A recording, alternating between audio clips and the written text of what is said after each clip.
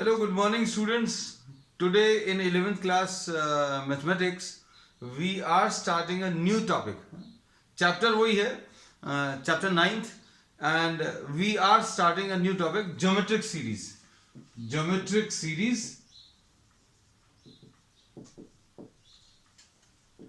और geometric progression. तो बच्चों ये टॉप चैप्टर तो वही है. चैप्टर कौन सा? Sequences and series. मतलब इसमें अभी हम लोग सीरीज के बारे में पढ़ेंगे. कई टाइप की सीरीज, अरिथमेटिक सीरीज तो पढ़ लिया, अब हम लोग ज्योमेट्रिक सीरीज पढ़ेंगे. तो इसमें भी कुछ पैटर्न होगा. वो पैटर्न कैसा होगा ये अभी हम आपको कुछ एग्जाम्पल से क्लियर करेंगे. जैसे suppose for example if you are having this series 1 2 4 8 16 and so on. तो इसमें difference is not common to the entire series. अगर आप इन दोनों नंबर्स का डिफरेंस देखो तो 1 है, इन दोनों का डिफरेंस देखोगे तो 2 है, इन दोनों का डिफरेंस 4 है, इन दोनों का डिफरेंस 8 है and so on. So we say that this is not an AP. AP तो नहीं है ना. लेकिन इसमें एक पैटर्न फॉलो हो रहा है. पैटर्न क्या है? Every number is obtained by multiplying a constant number to the previous term to get the next term. हर पिछले टर्म में आप 2 का मल्टीप्लीकेशन करके अगला टर्म ले रहे हैं. इसमें 2 का मल्टीप्लीकेशन किया 2 आ गया, इसमें 2 का मल्टीप्लीकेशन करेंगे तो 4 आ जाएगा, इसमें 2 का मल्टीप्लीकेशन करेंगे 8 आएगा एंड सो ऑन. तो यहां पर कुछ ऐड करके नए टर्म्स नहीं मिल रहे, कुछ मल्टीप्लाई करके नए टर्म्स मिल रहे हैं. जैसे सपोज फॉर एग्जांपल 10 30 90 270. अब इसमें देखो all the terms are multiplied by a constant number. All the terms are multiplied by a constant number 3 to get the next term. आपने इसमें 3 का मल्टीप्लिकेशन किया 30 आ गया, 30 में 3 का मल्टीप्लिकेशन किया 90 आया, 90 में 3 का मल्टीप्लिकेशन एंड सो ऑन. 90 में 3 का मल्टीप्लिकेशन करेंगे 270. अगला टर्म अगर चाहिए तो 3 का मल्टीप्लिकेशन करोगे तो 810 आएगा. सो all the terms are obtained by multiplying a constant number. और ये पिछले अरिथमेटिक प्रोग्रेशन से अलग है. वहां पर क्या करते थे, पिछले टर्म में कुछ ऐड करके अगला नया टर्म आता था. यहां पर अभी हम लोग क्या करने वाले हैं कि पिछले टर्म में कुछ नंबर का मल्टीप्लिकेशन. तो डिफरेंस क्या है, यहां पर मल्टीप्लाई करके नया टर्म मिल रहा है और एक कांस्टेंट नंबर को मल्टीप्लाई करके. और इस कांस्टेंट नंबर को जो अभी हम लोग मल्टीप्लाई कर रहे हैं, इसी को अभी आप एक एग्जांपल में और देख लो. सपोज 1/2 2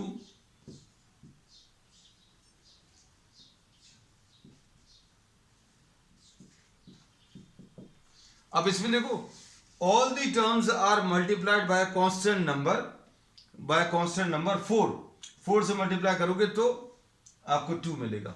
1/2 को 4 से मल्टीप्लाई किया 2 मिला, 2 को 4 से मल्टीप्लाई करेंगे 8 मिलेगा, 8 को 4 से multiply. So here we say that all the terms are multiplied by 2, here all the terms are multiplied by 3, here all the terms are multiplied by 4. अब इसमें देखो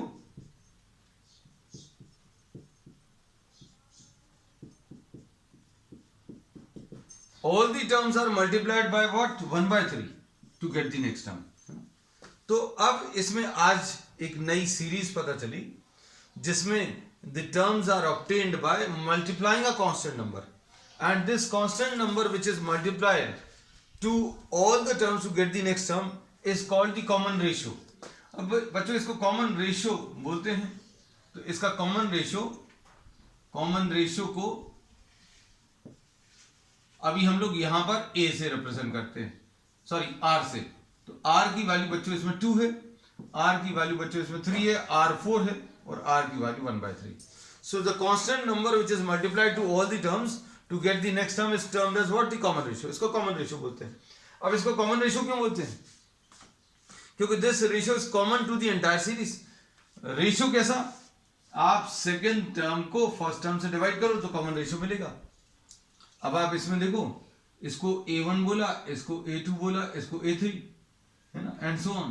तो अब आप इसमें a2/a1 अगर आप निकालोगे, यहां कहीं पर लिख देना है a2/a1, second term divided by first term, 2 divided by 1, 2 आ गया. Third term divided by second term, कोई भी term, any term divided bye its previous term, बच्चों कितना आ रहा है? सेम आ रहा है. तो इसलिए इसको अभी हम लोग कॉमन रेशियो बोलते हैं। तो कॉमन रेशियो निकालने का तरीका पता चल गया कैसे, second term divided by first term और third term divided by second term और fourth term divided by third term, ये कॉमन रेशियो आएगा। ठीक है, ये याद रखना। तो कॉमन रेशियो अभी हम लोगों ने निकालने का तरीका सीख लिया। Common ratio is second divided by first, third divided by second, fourth divided by third and so on. अब इसमें भी अभी हम लोग फर्स्ट टर्म को ए से रिप्रेजेंट करते हैं।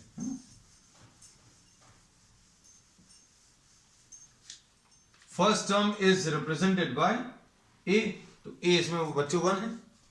अब ए 1 है और आर की वैल्यू 2 है, तो क्या आप पूरी सीरीज बना सकते हो? यस, बना सकते हैं। पहला टर्म तो मालूम है। अब अगला टर्म कैसे मिलेगा? अगला टर्म ये 2 को मल्टीप्लाई कर लो।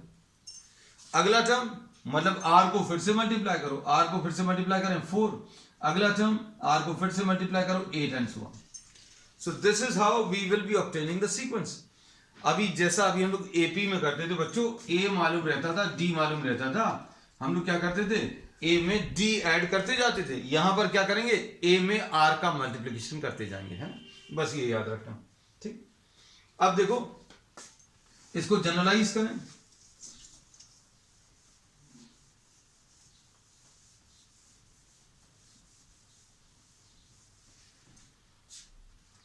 Suppose the first term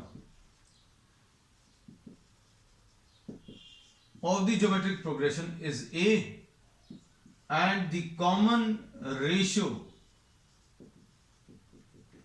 is R।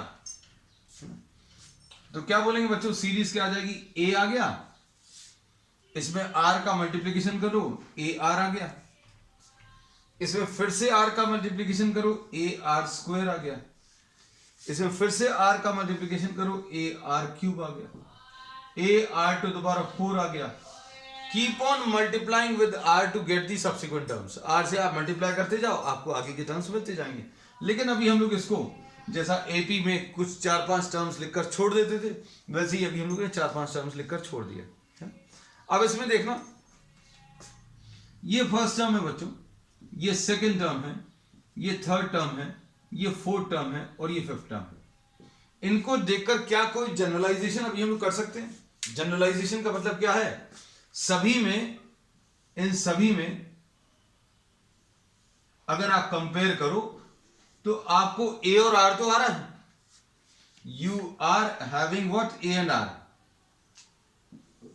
Second term में ए और आर आ रहा है, थर्ड टर्म में भी ए और आर आ रहा है। देखो ए तो सभी जगह सेम है, ए के ऊपर कोई पावर नहीं है ना? इसका मतलब क्या है बच्चों, ध्यान से देखना, थर्ड टर्म में ए है, सेकेंड टर्म में भी ए है। आर कितना है, जितना ये लिखा हुआ है, थर्ड टर्म अगर निकाल रहे हैं तो थर्ड टर्म में पावर 2 है, सेकेंड टर्म में पावर 1 है, फिफ्थ टर्म में देखो बच्चों, फिफ्थ टर्म में ए तो है और आर भी है, लेकिन आर के ऊपर ये जहां पर ये 5 लिखा है वहां पर ये 4 है। तो ये बिल्कुल वैसे ही है, nth term A R to the power of n-1। जो भी टर्म अभी आप लोगे, जैसे फिफ्थ टर्म लिया तो इसमें पावर एक कम रहेगा, आर के ऊपर पावर जो है n-1। If you writing down the nth term then the power of R will be n-1। अब इसको वेरीफाई करके देखते हैं ना, क्योंकि हर चीज जो है आपने फॉर्मूला तो बना लिया, जनरलाइज करके देखकर, पैटर्न देखकर लिख लिया है ना। तो अब हम लोग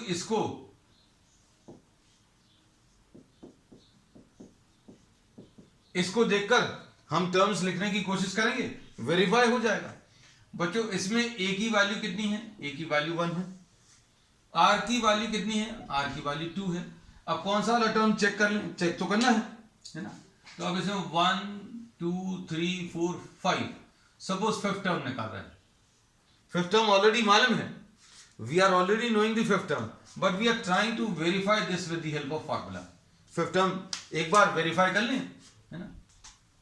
तो इसमें a5 अगर लिखना है, n की जगह 5 लिख दिया, a r to the power of 5 - 1 ऐसा लिख लिया।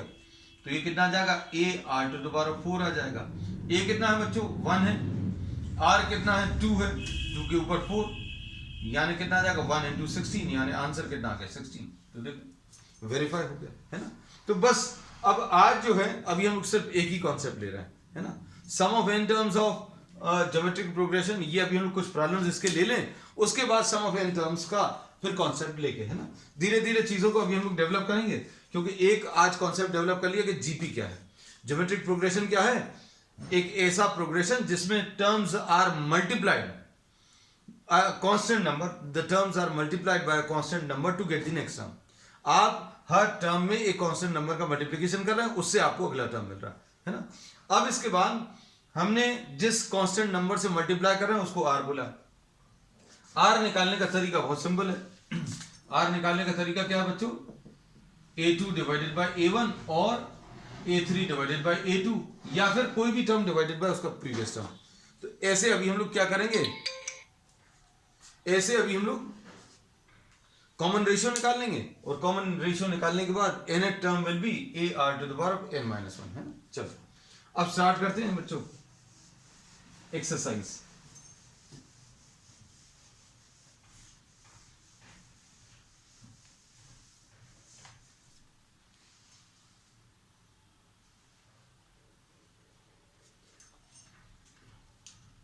अब इसमें देखो एक्सरसाइज 9.3 ले रहे हैं।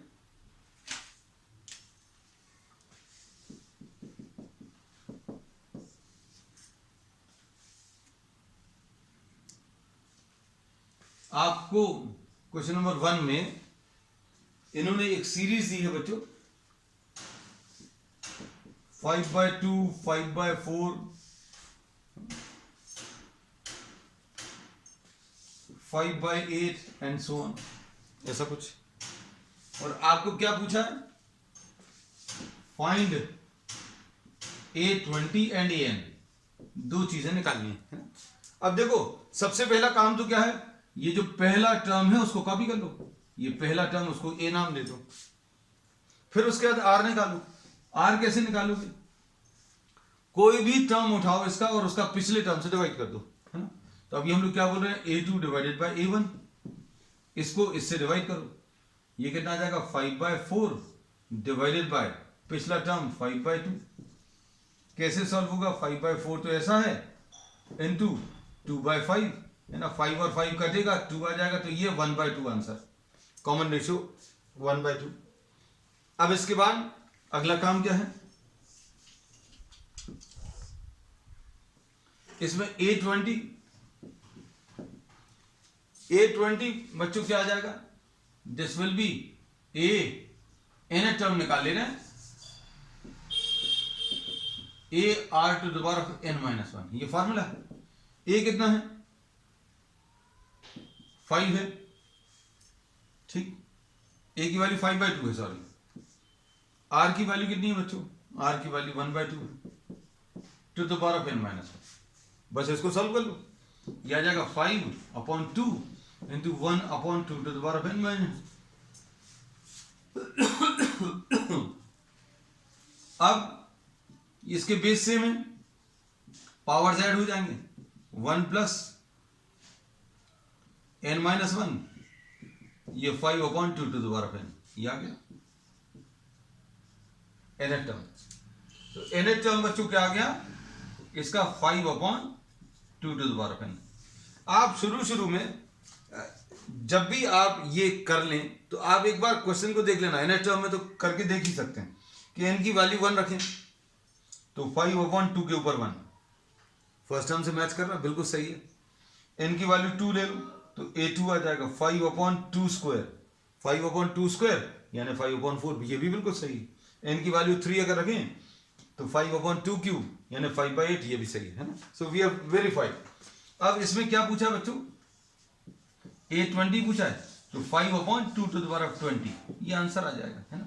अब इसको सॉल्व करते मत बैठना, अब आपके पास अगर टाइम है you can do the calculation, but I am leaving it at this stage, है ना। और हमारे ख्याल से आंसर्स में भी आपको इसको सॉल्व करके नहीं दिया होगा, है ना। तो 20th टर्म में n की जगह 20 रखना बस। नेक्स्ट क्वेश्चन नंबर 2 देखो बच्चों।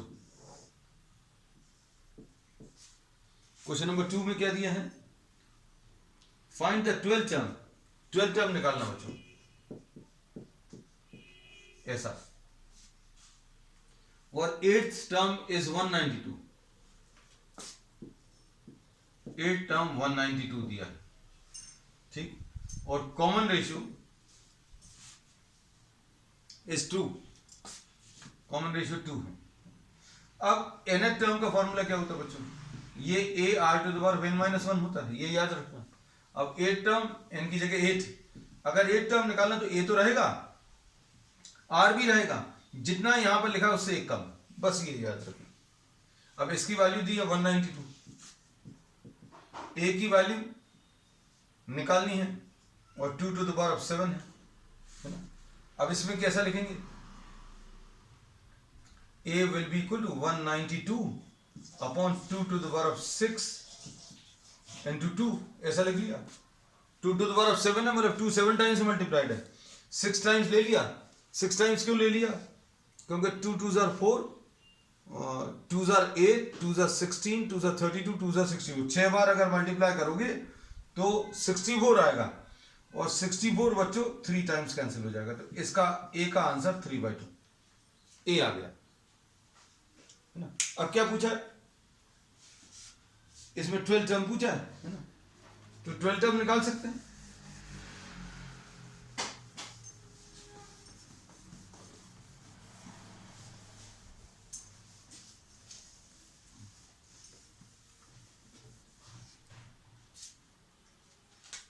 ये आ जाएगा a की वैल्यू 3/2। अच्छा, 12 टर्म का पहले फॉर्मूला तो लिख लें। 12 term will be equal to a r to the power of 12 है तो 11 आएगा। a कितना है? 3/2। r कितना है बच्चों? 2।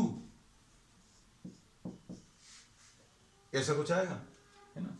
अब इसको 3 इंटू ये कितना आ जाएगा? 2 टू द पावर ऑफ 10, ऐसा कुछ है ना। तो ये सॉल्व कर सकते हैं शायद, है ना। 3 into 2 to the power of 6 into 2 to the power of 4। 2 to the power of 6 अभी हमें इसलिए अच्छा लगता है क्योंकि ये याद है ना। आपको बहुत सारी चीजें करते करते याद भी हो जाएंगी। ये 64 है ना। और ये कितना है बच्चों? ये 2 2s are 4, 4 4s are 16, ऐसा कुछ आएगा। तो अब इसको आप सिंप्लीफाई कर सकते हो। कितना? ये 1024 आ जाएगा। 16 4s are 64, 6 16 6s are 96 और 6 102 है ना। तो यह आ जाएगा 3072। निकाला जा सकता है, निकाल लिया अभी हम लोग। क्वेश्चन नंबर 3 देखो बच्चों इसका।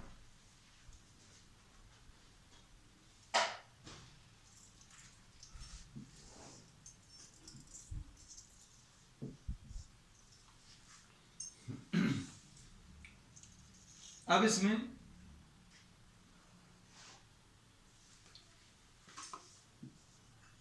फिफ्थ टर्म, 8th टर्म और 11th टर्म ये दिए हुए हैं।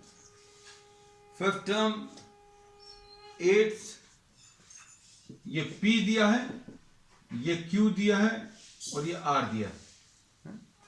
अब इसके बाद आपको रिलेशन निकालना है किस किस के बीच में? P Q एंड S है बच्चों, है ना। हमने जो है मोस्टली P Q R दिया रहता है, P Q S है ना। अब इसमें क्या बोला है? P Q और S में रिलेशन बताना है। तो क्या करोगे? इसका फॉर्मूला लिखोगे। 5 का A5 का क्या आएगा? A R to the power of 4। इसको क्या लिखोगे? A R to the power of 7। इसको क्या लिखोगे? A R to the power of 10। जो भी टर्म आप लिखते हो सब में A तो आता ही है, R भी आता है। जो भी टर्म आप लिख रहे हो, 11 लिख रहे हो तो 10 आएगा, 8 लिख रहे हो तो 7 आएगा पावर में, 5 लिख रहे हो तो पावर में 4 आएगा, है ना। बस अब देखो बच्चों, इसमें जो प्रूव करने को कहा था, इन्होंने प्रूव करने को कहा था show that Q square is equal to P into S. तो अब हम लोग क्या कर रहे हैं? P इंटू एस निकाल ले रहे हैं। जो ज्यादा कॉम्प्लिकेटेड है उसको आप ले लो। P कितना है? A R to the power of 4। S कितना है? A R to the power of 10। कितना आ जाएगा ये? सॉल्व कर सकते हैं।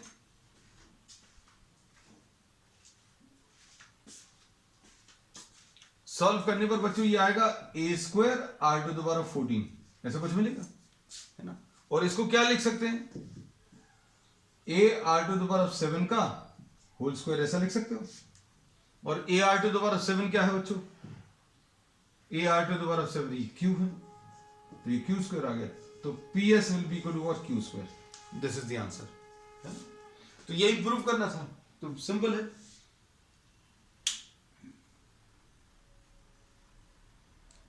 अब क्वेश्चन नंबर 4 देखो, क्वेश्चन नंबर 4 में क्या दिया हुआ है,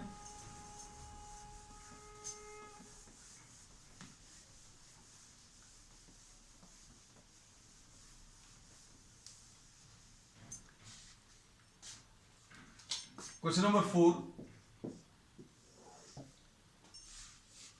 में the fourth term of a GP is the square of the second term, the fourth term of a GP is square of the second term, ऐसा दिया है। And the first term is -3, a1 a है, ये -3 है first term, आपको इसमें 7 term निकालना है। अब इसको ये अच्छे समझना, मेन कंडीशन यही है, बस जो निकालना है 7 टर्म ये भी लिखना है ना, 7 term is to be calculated. अब इसमें देखना ध्यान से, आपको 4 टर्म इज व्हाट,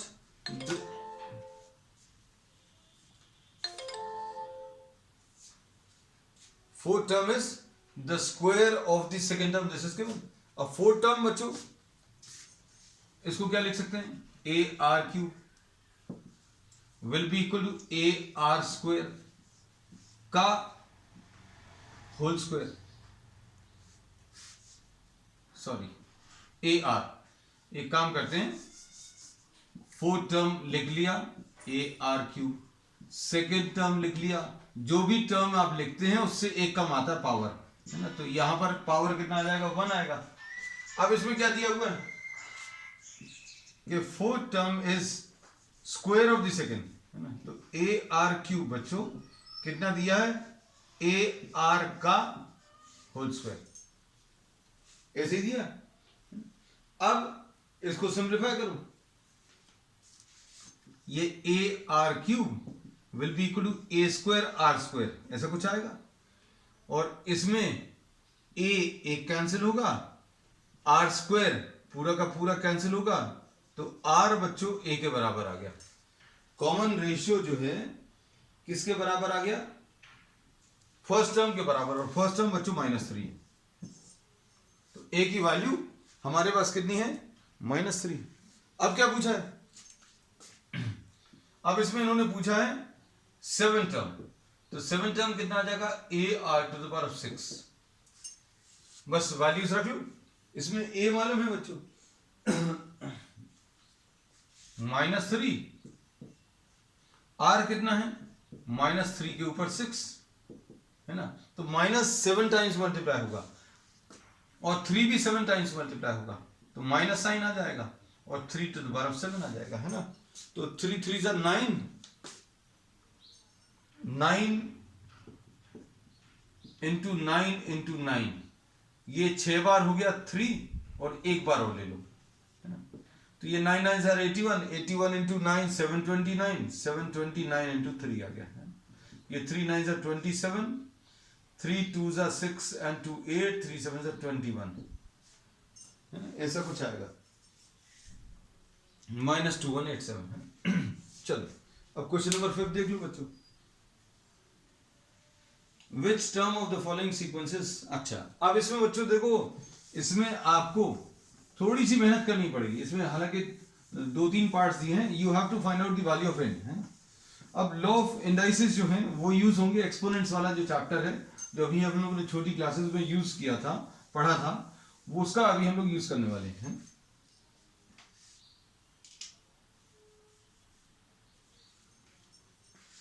फिफ्थ का फर्स्ट वाला पार्ट है ना, तो इसमें फिफ्थ के फर्स्ट पार्ट में क्या दिया है, 2 है, अगला टर्म क्या है, 2√2 है, फिर उसके बाद अगला 4 है, इसके बाद 4√2 है, ऐसे कुछ टर्म्स है। और इसका कोई टर्म, इसका आगे जाकर कोई टर्म 128 दिया है ना, ये 128, तो कौन सा वाला टर्म इसका 128 होगा ये आपको बताना है। अब इसमें बच्चों a कितना है, a2 है। कॉमन रेशियो कैसे मिलेगा, second divided by first, 2√2 divided by 2, यानी ये √2 आ गया। डायरेक्टली देखकर भी अगर आप जज कर सकते तो स्टेप की भी जरूरत नहीं, that all the terms are multiplied by √2। If you are not able to जज then the best option is write down second divided by first, second को फर्स्ट से डिवाइड कर लेना है, आर आ गया। अब इसके बाद बच्चों nth टर्म का फार्मूला ar⁻n-1 ऐसा होता है। nth टर्म, अब तरीका सीख लो n निकालने का।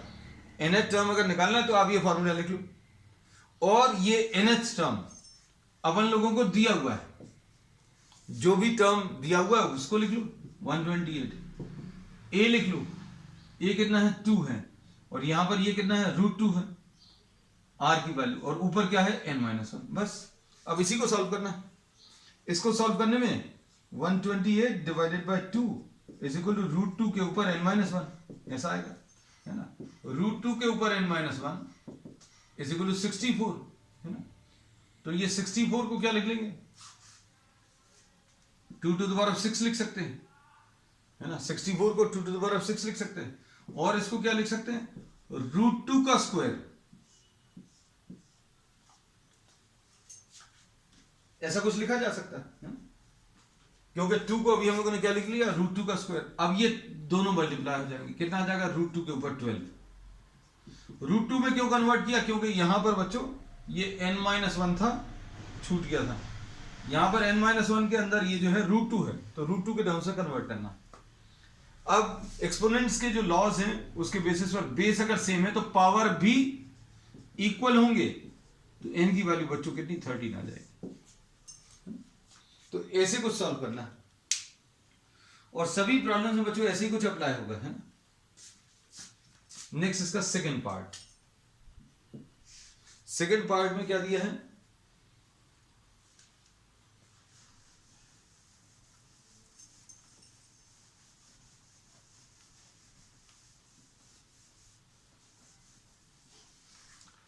सेकंड पार्ट में √3 है, फिर 3 है, फिर 3√3 है, और ऐसा 729। बस सॉल्व कर लो। इसमें a कितना है बच्चों, a इसमें √3 है, r कितना है, सेकंड डिवाइडेड बाय फर्स्ट, यानी √3 आ गया। और फिर क्या करना है, n अगर निकालना है। इन सभी प्रॉब्लम्स में आपको ये बताना n, मतलब इस सीरीज का कौन सा वाला टर्म 729 आएगा। तो एक तरीका तो ये है भैया, मल्टीप्लाई करते चले जाओ और गिनते चले जाओ 729। तो अब ये 729 तो बहुत बड़ा नंबर है, तो आपको पता ही नहीं चलेगा मतलब आपको कहां तक जाना है। तो अब हम लोग इसमें क्या करने वाले, देखो इसमें अभी हम लोग nth टर्म का फॉर्मूला ar⁻n-1 ये लगा दो, an की जगह ये वाला टर्म लिख दो, a की वैल्यू रख दो, r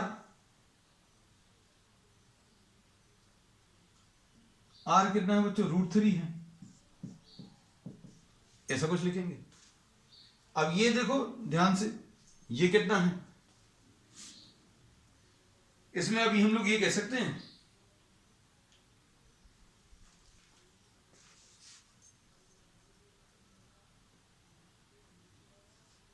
3 3 सा 9, ये 3⁶ आ जाएगा। इसको इधर ले आए, ऐसा लिख लिया, है ना। अब कैसा करोगे, 3⁶ -1/2 ऐसा लिख लिया, पावर सब्ट्रैक्ट हो जाएंगे। इसको कैसा लिखोगे, 3⁻1/2। एक करने का तरीका ये भी है, 3⁻1/2 n-1। तो ये कितना आ जाएगा बच्चों, ध्यान से देखना, 3⁻12 -1 divided by 2 is equal to 3⁻n-1/2, है ना। अब इसको बच्चों सॉल्व कर लो, सॉल्व करने पर कितना आ जाएगा, बेस सेम है तो पावर भी सेम होंगे, मतलब ये कितना आ जाएगा 11/2 is equal to n minus 1/2, ये 2 कैंसिल होगा तो n की वैल्यू 12 आ जाएगी। सो दिस इज द आंसर। अब इसका थर्ड पार्ट देखो,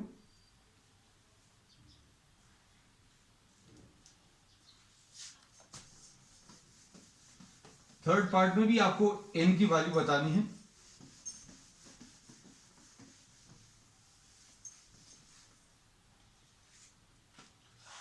इसमें सीरीज जो दी है 1/3 1/9 और ये नंबर्स बहुत बड़े हैं।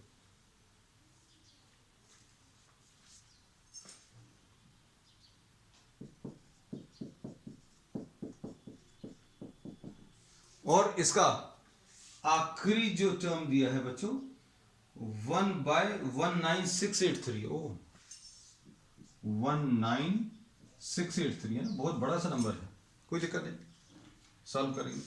ए की वैल्यू 1/3 है, आर कैसे मिलेगा? बस बच्चों ये चीज याद रखना, किसी भी प्रॉब्लम को देखकर डरना नहीं, क्योंकि कौन सी नई चीज आ गई, अभी कुछ भी नया नहीं है, सब कुछ वही जो आज पढ़ लिया उसी के बेसिस पर, एक ही फॉर्मूले के बेसिस पर अभी हम प्रॉब्लम्स कर रहे हैं, है ना। सबसे अच्छी चीज ये है क्योंकि वहां पर बच्चों को थोड़ी सी दिक्कत जाती है जहां पर बहुत सारे फॉर्मूलेज है ना, जैसे ट्रिग्नोमेट्री अभी हम लोग टॉपिक करेंगे उसमें बहुत सारे फॉर्मूलेज आते हैं। आर कैसे निकालेंगे? Second divided by first, 1/9 divided by 1/3, ठीक कितना आ जाएगा 3/1 इंटू 1/9, तो ये आर की वैल्यू बच्चों 1/3 आ गई। बस अब क्या करोगे, A N will be equal to A R to the power of n minus 1, ऐसा आएगा। ए एन कितना है 1/19683, ए कितना है 1/3 है, आर यहां पर ये 1/3 है to the power of n minus 1।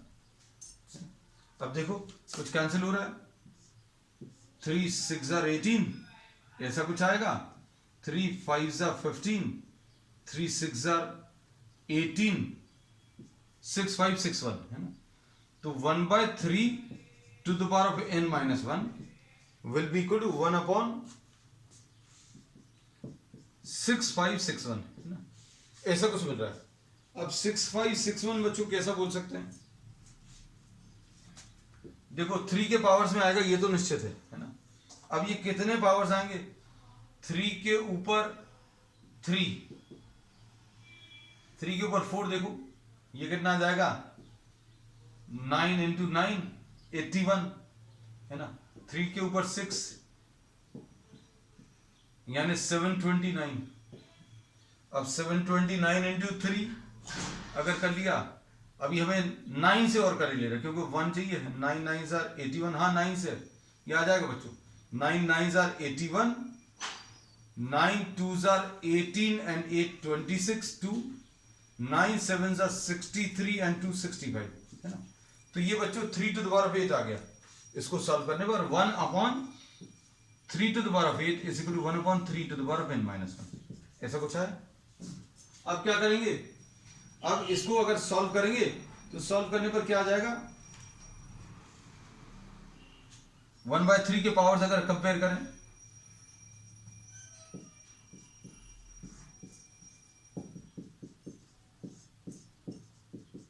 तो n minus 1 will be equal to 8, यानी n की वैल्यू बच्चों के लिए 9 आ जाएगी।